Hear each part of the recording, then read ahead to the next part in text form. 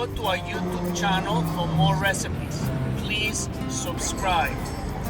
Today we are making filet mignon.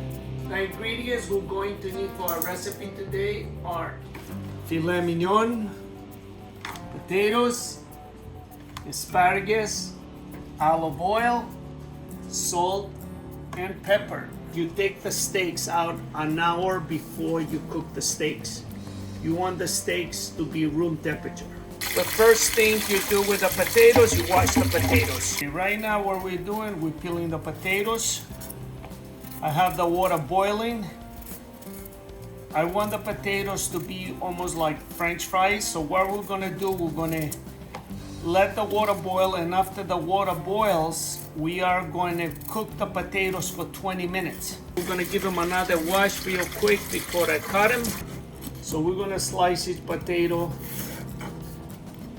like 3 pieces, 6 in each potato. With the asparagus, I like to take out 1/3 of the asparagus out. The asparagus, what we're going to do, we're just gonna wash them.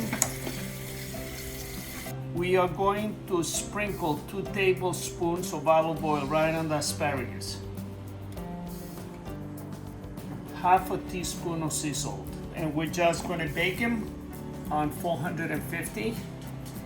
And we left some water on it. So together with the sea salt and the olive oil, they're gonna be almost perfect steamed, and they're gonna be nice and crispy. The water is boiling. Just gonna put the potatoes inside. We want the potatoes to get soft. We don't want it to boil. Right now we're gonna add 2 tablespoons of olive oil and 1 teaspoon of sea salt. We're gonna give it a mix, and we're gonna keep an eye on them. I think it can be 15-20 minutes. What I like to do, I like to put olive oil on the steak. So the main thing, I just want the steak to absorb the olive oil. Between 1 tablespoon and 2 tablespoons of olive oil. We're putting some salt on the steak. I don't want to overdo it with the salt. I would like to let people add their own salt, what they like.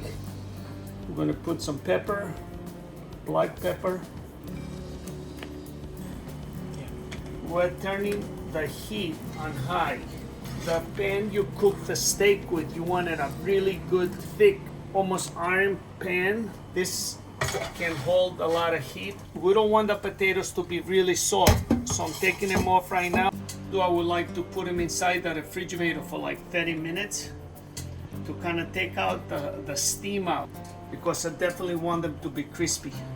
You see, this is the sound you want the steak to make. That means the pan is hot, so you want the steak to get a nice sizzle. We're gonna let it cook for 2 minutes in each side, then we're gonna put it in the oven, 450, 10 to 12 minutes. Wow, that's a beautiful color. That's the color you want your sear to be. Smells good.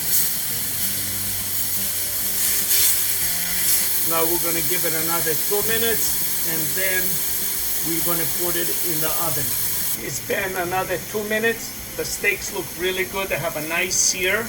So what I'm gonna do right now, I'm gonna put it in the oven. The oven is 450. We're gonna put it there for 10 minutes. So we have the potatoes from the refrigerator. They cool down. We're gonna set them up side by side. You see, we didn't boil them all the way, so they still have the shape. We're gonna pour a little bit of olive oil on the top. Sprinkle some salt right on the top. Not much, just you want the flavor. This is how the potatoes should look. You see, it's nice and golden. This is a French fry with very little oil. The steak is ready. It looks delicious. Asparagus. Oh, ooh, look at that. Yeah. Look at that beauty.